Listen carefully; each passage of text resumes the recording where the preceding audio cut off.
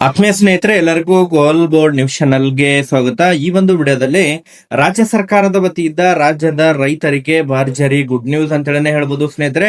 ಹೌದು ಸ್ನೇಹಿತರೆ, ಕಳೆದ ಸುಮಾರು 15 ದಿನಗಳಿಂದ ಕೂಡ ರಾಜ್ಯದಲ್ಲಿ ಸುದ್ದಿಯಾಗಿರುವಂತಹ ವಿಷಯ ಏನಂತ ಹೇಳಿದ್ರೆ, ರೈತರ ಸಾಲ ಮನ್ನಾಗೆ ಸಂಬಂಧಪಟ್ಟಂತೆ ರಾಜ್ಯಾದ್ಯಂತ ಅನೇಕ ಕಡೆ ಪ್ರತಿಭಟನೆಗಳ ಕೂಡ ನಡೆಯೋದ್ರ ಮೂಲಕ ರಾಜ್ಯ ಸರ್ಕಾರಕ್ಕೆ ಗಮನ ಸೆಳೆಯುವಂತಹ ಕೆಲಸ ಏನು ಕೂಡ ಮಾಡಲಾಗಿತ್ತು ಸ್ನೇಹಿತರೆ. ಸೊ ಆ ಒಂದು ಹಿನ್ನೆಲೆಯಲ್ಲಿ ಕಳೆದ ಸುಮಾರು ಸೋಮವಾರದಂದು ರಾಜ್ಯದ ಮುಖ್ಯಮಂತ್ರಿ ಆಗಿರುವಂತಹ ಡಿ.ಕೆ. ಶಿವಕುಮಾರ್ ಅವರ ನೇತೃತ್ವದಲ್ಲಿ ಕಲಬುರಗಿಯಲ್ಲಿ ಏನು ಪ್ರಗತಿ ಪರಿಶೀಲನಾ ಸಭೆಯನ್ನು ನಡೆಯಲಾಗಿತ್ತು ಸ್ನೇಹಿತರೆ. ಸೊ ಆ ಒಂದು ಪ್ರಗತಿ ಪರಿಶೀಲನಾ ಸಭೆಯಲ್ಲಿ ರಾಜ್ಯದ ರೈತರ ಸಾಲ ಮನ್ನಾಗೆ ಸಂಬಂಧಪಟ್ಟಂತಹ ಮಹತ್ವದ ಚರ್ಚೆಗಳು ನಡೆದಿದ್ದಾವೆ ಸ್ನೇಹಿತರೆ.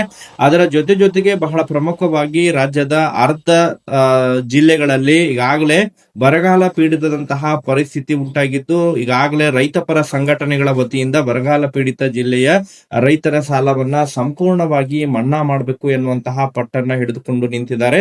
ಅದಕ್ಕೆ ಸಂಬಂಧಪಟ್ಟಂತೆ ಕಳೆದ ಸೋಮವಾರ ಅಷ್ಟೇ ನಡೆದಂತಹ ಸಭೆಯಲ್ಲಿ ಮಹತ್ವದ ನಿರ್ಧಾರಗಳನ್ನ ತೆಗೆದುಕೊಂಡಿರುವ ಬಗ್ಗೆ ಈಗಾಗಲೇ ಮಾಹಿತಿಗಳು ಲಭ್ಯವಾಗ್ತಾ ಇದಾವೆ ಸ್ನೇಹಿತರೆ. ಹೌದು ಸ್ನೇಹಿತರೆ, ಕಲಬುರಗಿ ಜಿಲ್ಲೆಯಾದ್ಯಂತ ನಡೆದಂತಹ ಪ್ರಗತಿ ಪರಿಶೀಲನಾ ಸಭೆಯಲ್ಲಿ ಭಾಗವಹಿಸಿರುವಂತಹ ರಾಜ್ಯದ ಮುಖ್ಯಮಂತ್ರಿ ಆಗಿರುವಂತಹ ಡಿ.ಕೆ. ಶಿವಕುಮಾರ್ ಅವರು ಈ ರಾಜ್ಯದ ರೈತರ ಸಾಲ ಮನ್ನಾಗೆ ಸಂಬಂಧಪಟ್ಟಂತಹ ಕೆಲವೊಂದಿಷ್ಟು ಪ್ರಮುಖವಾದಂತಹ ಮಾಹಿತಿಯನ್ನ ಹಂಚಿಕೊಂಡಿದ್ದಾರೆ ಸ್ನೇಹಿತರೆ. ಸೊ ಒಟ್ಟಾರೆಯಾಗಿ ರಾಜ್ಯದ ರೈತರ ಸಾಲ ಮನ್ನಾಗೆ ಸಂಬಂಧಪಟ್ಟಂತೆ ಯಾವೆಲ್ಲ ನಿರ್ಧಾರಗಳನ್ನ ತೆಗೆದುಕೊಂಡಿದ್ದಾರೆ, ರೈತರ ಸಾಲ ಮನ್ನಾ ಯಾವಾಗ ಆಗುತ್ತೆ, ಅದಕ್ಕೆ ಸಂಬಂಧಪಟ್ಟಂತೆ ಕಂಪ್ಲೀಟ್ ಆದಂತಹ ಮಾಹಿತಿಯನ್ನ ತಮಗೆ ಈ ಒಂದು ವಿಡಿಯೋದ ಮೂಲಕ ಇನ್ಫಾರ್ಮೇಶನ್ ಅನ್ನ ತಿಳಿಸ್ತಾ ಹೋಗ್ತೀನಿ ಸ್ನೇಹಿತರೆ.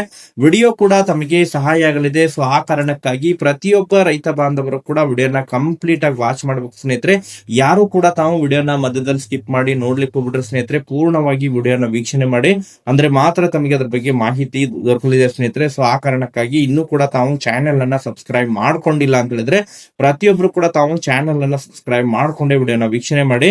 ಹಾಗಾದ್ರೆ ಬನ್ನಿ ಸ್ನೇಹಿತರೆ, ತಡ ಮಾಡದೆ ಈ ಒಂದು ವಿಡಿಯೋನ ಪ್ರಾರಂಭಿಸೋಣ. ಹೌದು ಸ್ನೇಹಿತರೆ, ಈಗಾಗಲೇ ರಾಜ್ಯ ಸರ್ಕಾರದ ವತಿಯಿಂದ ರಾಜ್ಯದ ರೈತರ ಸಾಲ ಮನ್ನಾಗೆ ಸಂಬಂಧಪಟ್ಟಂತೆ ಕಳೆದ ಸುಮಾರು 15 ದಿನಗಳಿಂದ ಕೂಡ ರಾಜ್ಯಾದ್ಯಂತ ರೈತ ಪರ ಸಂಘಟನೆಗಳ ವತಿಯಿಂದ ನಿರಂತರವಾಗಿ ಪ್ರತಿಭಟನೆಗಳು ನಡೀತಾ ಇದಾವೆ ಸ್ನೇಹಿತರೆ.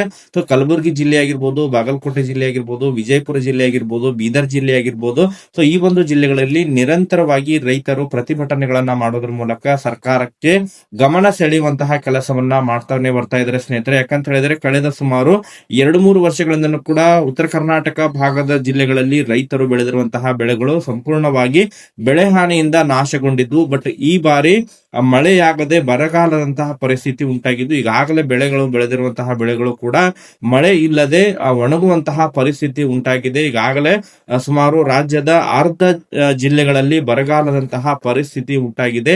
ಆ ಒಂದು ಕಾರಣಕ್ಕಾಗಿ ರೈತರು ಪಡೆದುಕೊಂಡಿರುವಂತಹ ಸಹಕಾರಿ ಬ್ಯಾಂಕ್ಗಳಾಗಿರ್ಬೋದು, ಸೊಸೈಟಿಗಳಲ್ಲಿ ಪಡೆದುಕೊಂಡಿರುವಂತಹ ಸಾಲವನ್ನ ತೀರಿಸಲಿಕ್ಕೆ ಸಾಧ್ಯವಾಗದಂತಹ ಪರಿಸ್ಥಿತಿ ಉಂಟಾಗಿದೆ. ಸೊ ಆ ಕಾರಣಕ್ಕಾಗಿ ರೈತರಿಗೆ ನೆರವಾಗುವಂತಹ ನಿಟ್ಟಿನಲ್ಲಿ ಪ್ರತಿ ಬಾರಿನೂ ಕೂಡ ಕಳೆದ ಸುಮಾರು 5-6 ವರ್ಷಗಳ ಹಿಂದೆ, ಈಗ ಈ ಹಿಂದೆನೂ ಕೂಡ ಏನು ಕುಮಾರಸ್ವಾಮಿ ಅವರು ನೇತೃತ್ವದಲ್ಲಿರುವಂತಹ ಸರ್ಕಾರದಲ್ಲಿ ಕೂಡ ಸಾಲವನ್ನ ಮನ್ನಾ ಮಾಡಲಾಗಿತ್ತು. ಅದರ ಜೊತೆಗೆ ಮನಮೋಹನ್ ಸಿಂಗ್ ಇರುವಂತಹ ಸಂದರ್ಭದಲ್ಲೂ ಕೂಡ ಸಾಲವನ್ನ ಮನ್ನಾ ಮಾಡಲಾಗಿದ್ದು, ಅದೇ ಮಾದರಿಯಲ್ಲಿ ಈ ಬಾರಿನೂ ಕೂಡ ಸಾಲವನ್ನ ಮನ್ನಾ ಮಾಡಬೇಕು ಎನ್ನುವಂತಹ ಪಟ್ಟನ್ನ ಹಿಡಿದುಕೊಂಡು ರೈತರು ನಿಂತಿದ್ದಾರೆ ಸ್ನೇಹಿತರೆ.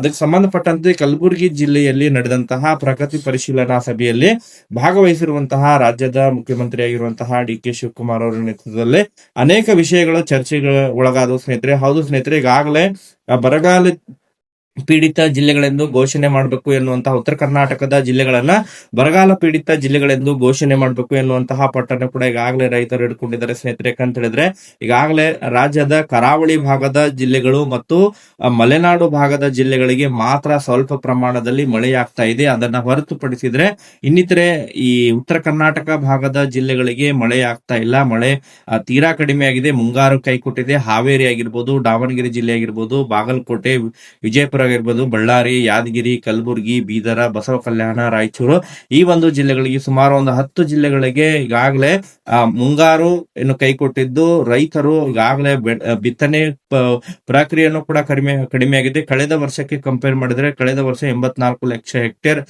ಬಿತ್ತನೆ ಆಗಿತ್ತು. ಈ ವರ್ಷ ಸುಮಾರು ಕೇವಲ 23 ಲಕ್ಷ ಹೆಕ್ಟೇರ್ ಮಾತ್ರ ಬಿತ್ತನೆಯಾಗಿದೆ. ಬಹಳಷ್ಟು ಕಡಿಮೆ ಬಿತ್ತನೆಯಾಗಿದೆ. ಅದರಲ್ಲೂ ಕೂಡ ಬಿತ್ತನೆಯಾಗಿರುವಂತಹ ಬೀಜಗಳು ಕೂಡ ಈಗಾಗಲೇ ಆ ಒಂದು ಒಣಗುವಂತಹ ಪರಿಸ್ಥಿತಿ ಉಂಟಾಗಿದೆ. ಸೊ ಆ ಕಾರಣಕ್ಕಾಗಿ ಬರಗಾಲ ಪೀಡಿತ ಜಿಲ್ಲೆಗಳೆಂದು ಘೋಷಣೆ ಮಾಡಿ ಮತ್ತು ಪ್ಯಾಕೇಜ್ ಅನ್ನ ಕೂಡ ಘೋಷಣೆ ಮಾಡಬೇಕು ಎನ್ನುವಂತಹ ಒತ್ತಾಯವನ್ನು ಮಾಡಿದರೆ, ಅದಕ್ಕೆ ಸಂಬಂಧಪಟ್ಟಂತೆ ಆ ಪರಿಶೀಲನೆಯನ್ನ ಮಾಡೋದ್ರ ಮೂಲಕ ತಜ್ಞರ ವರದಿಯನ್ನ ಮೂಲಕ NDRF ಹಾಗೂ ಈಗಾಗಲೇ ಪ್ರಸಕ್ತ ಏನು ಮಾರ್ಗಸೂಚಿ ಏನಿದಾವೆ, ಕೇಂದ್ರ ಸರ್ಕಾರದ ಏನು ಮಾರ್ಗಸೂಚಿ ಇದೆ, ಆ ಒಂದು ಕೇಂದ್ರ ಸರ್ಕಾರದ ಮಾರ್ಗಸೂಚಿ ಅನುಸಾರವಾಗಿ ಅದ್ರ ಬಗ್ಗೆ ಅಗತ್ಯ ಬಿದ್ರೆ ಬರಗಾಲ ಪೀಡಿತ ಜಿಲ್ಲೆಯಂತೂ ಘೋಷಣೆ ಮಾಡ್ತೇವೆ ಅನ್ನುವಂತಹ ಭರವಸೆಯನ್ನು ಕೂಡ ಕೊಟ್ಟಿದ್ದಾರೆ. ಸೊ ಒಟ್ಟಾರೆಯಾಗಿ ಅದರ ಜೊತೆಗೆ ಬಹಳ ಪ್ರಮುಖವಾಗಿ ರೈತರ ಸಾಲ ಮನ್ನಾಗೆ ಸಂಬಂಧಪಟ್ಟಂತೆ ಈಗಾಗಲೇ ಸಹಕಾರಿ ಬ್ಯಾಂಕ್ಗಳಲ್ಲಾಗಿರ್ಬೋದು, ಅದರ ಜೊತೆಗೆ ಸೊಸೈಟಿ ಬ್ಯಾಂಕ್ಗಳಲ್ಲಿ ಪಡೆದುಕೊಂಡಿರುವಂತಹ ರೈತರ ಸಾಲ ಇನ್ನು ಕಟಬಾಕಿಯಾಗಿ ಉಳಿದುಕೊಂಡಿದೆ. ರೈತರು ಸಾಲವನ್ನ ತೀರಿಸದಂತಹ ಪರಿಸ್ಥಿತಿ ಉಂಟಾಗಿದೆ. ರೈತರ ಸಾಲವನ್ನ ಸಂಪೂರ್ಣವಾಗಿ ಮನ್ನಾ ಮಾಡಬೇಕು ಎನ್ನುವಂತಹ ಪಟ್ಟಣ ಹಿಡಿದುಕೊಂಡಿರುವಂತಹ ರೈತರಿಗೆ ಈಗಾಗಲೇ ಅದಕ್ಕೆ ಸಂಬಂಧಪಟ್ಟಂತೆ ಕಳೆದ ಸೋಮವಾರ ರಾಜ್ಯದ ಮುಖ್ಯಮಂತ್ರಿ ಆಗಿರುವಂತಹ DK ಶಿವಕುಮಾರ್ ಅವರು ಪ್ರತಿಕ್ರಿಯೆಯನ್ನು ಕೊಟ್ಟಿದ್ದು, ರೈತರ ಸಾಲ ಮನ್ನಾ ಮಾಡುವುದು ಅಷ್ಟು ಸುಲಭವಾದಂತಹ ಕೆಲಸ ಅಲ್ಲ, ಆದ್ರೆ ಅದರ ಬಗ್ಗೆ ಚರ್ಚೆಗಳನ್ನ ಮಾಡೋದ್ರ ಮೂಲಕ ಸಂಬಂಧಪಟ್ಟಂತಹ ಅಧಿಕಾರಿಗಳಾಗಿರ್ಬೋದು ಮತ್ತು ಎಲ್ಲ ಬ್ಯಾಂಕಿನ ಸಿಬ್ಬಂದಿಗಳನ್ನ ಜೊತೆಗೆ ಸಭೆ ಮಾಡೋದ್ರ ಮೂಲಕ ಯಾವ ರೀತಿ ರೈತರಿಗೆ ನೆರವಾಗಬೇಕು ಅದರ ಬಗ್ಗೆ ಸೂಕ್ತವಾದಂತಹ ನಿರ್ಧಾರವನ್ನ ತೆಗೆದುಕೊಳ್ಳುವಂತಹ ಭರವಸೆಯನ್ನ ಕೂಡ ಕೊಟ್ಟಿದ್ದಾರೆ ಸ್ನೇಹಿತರೆ.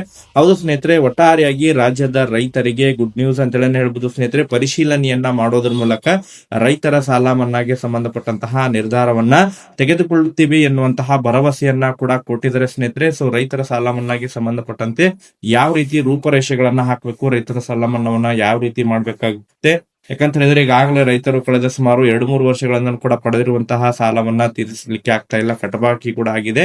ಸೊ ಸೊಸೈಟಿ ಬ್ಯಾಂಕ್ಗಳಲ್ಲಿ ಮತ್ತು ಸಹಕಾರಿ ಬ್ಯಾಂಕ್ಗಳಲ್ಲಿ ಎಷ್ಟು ಸಾಲವನ್ನ ಪಡೆದುಕೊಂಡಿದ್ದಾರೆ ರೈತರು, ಎಷ್ಟು ಕಟಬಾಕಿ ಆಗಿದೆ, ಎಷ್ಟು ಸುಸ್ತಿ ಸಾಲವಿದೆ, ಆ ಎಲ್ಲ ಅಂಕಿ ಅಂಶಗಳನ್ನ ಕೂಡ ತೆಗೆದುಕೊಂಡು ಈಗ ಆಯಾ ಒಂದು ಬ್ಯಾಂಕ್ಗಳಿಗೂ ಕೂಡ ಸೂಚನೆಯನ್ನ ನೀಡಲಾಗಿದೆ ಸ್ನೇಹಿತರೆ.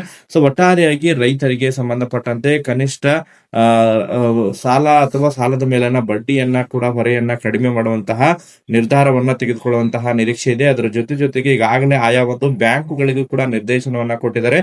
ಯಾರು ಕೂಡ ಸಾಲವನ್ನ ಮರುಪಾವತಿಗಾಗಿ ರೈತರಿಗೆ ಒತ್ತಾಯವನ್ನ ಹಾಕಬಾರದು ಎನ್ನುವಂತಹ ಈಗ ಕೆಲವೊಂದಿಷ್ಟು ಸೂಚನೆಗಳನ್ನ ಕೂಡ ಆಯಾ ಒಂದು ಬ್ಯಾಂಕ್ಗಳಿಗೆ ನೀಡಲಾಗಿದೆ ಸ್ನೇಹಿತರೆ. ಹೌದು ಸ್ನೇಹಿತರೆ, ಸಹಕಾರಿ ಬ್ಯಾಂಕ್ಗಳಾಗಿರ್ಬೋದು, ಸೊಸೈಟಿ ಬ್ಯಾಂಕ್ಗಳಿಗೆ ಈಗಾಗಲೇ ಕಟ್ಟುನಿಟ್ಟಾದಂತಹ ನಿರ್ದೇಶನವನ್ನ ಕೂಡ ನೀಡಲಾಗಿದೆ. ಒಟ್ಟಾರೆಯಾಗಿ ರೈತರ ಸಾಲ ಮನ್ನಾಗೆ ಸಂಬಂಧಪಟ್ಟಂತೆ ಆದಷ್ಟು ಶೀಘ್ರದಲ್ಲಿ ಅದರ ಬಗ್ಗೆ ರೂಪರೇಷೆ ಕೂಡ ಸಿದ್ಧತೆಯಾಗುವಂತಹ ಸಾಧ್ಯತೆಗಳಿದ್ದು, ರೈತರ ಸಾಲ ಅಥವಾ ಸಾಲದ ಮೇಲಿನ ಬಡ್ಡಿ ಮನ್ನಾ ಆಗುವಂತಹ ನಿರೀಕ್ಷೆಗಳಿದಾವೆ ಎನ್ನುವಂತಹ ಮಾಹಿತಿಗಳು ಮೂಲಗಳಿಂದ ಲಭ್ಯವಾಗ್ತಾ ಇದಾವೆ ಸ್ನೇಹಿತರೆ. ನಿರಂತರವಾಗಿ ತಮಗೆ ಅದರ ಬಗ್ಗೆ ಏನಿಲ್ಲ ಅಧಿಕೃತವಾದಂತಹ ಅಪ್ಡೇಟ್ಗಳು ಲಭ್ಯವಾಗ್ತಾ ಇರ್ತವೆ, ಅದನ್ನು ಮಾತ್ರ ತಮಗೆ ತಿಳಿಸುವಂತಹ ಪ್ರಯತ್ನ ಕೂಡ ಮಾಡ್ತಾ ಇರ್ತೇನೆ ಸ್ನೇಹಿತರೆ. ನಿರಂತರವಾಗಿ ಸ್ವಕಾರಣಕ್ಕಾಗಿ ವಿಡಿಯೋ ತಮಗೆ ಇಷ್ಟವಾದ್ರೆ ತಮ್ಮ ಇನ್ನಿತರೆ ರೈತ ಬಾಂಧವರಿಗೂ ಕೂಡ ವಿಡಿಯೋನ ಶೇರ್ ಮಾಡಬೇಕು ಸ್ನೇಹಿತರೆ.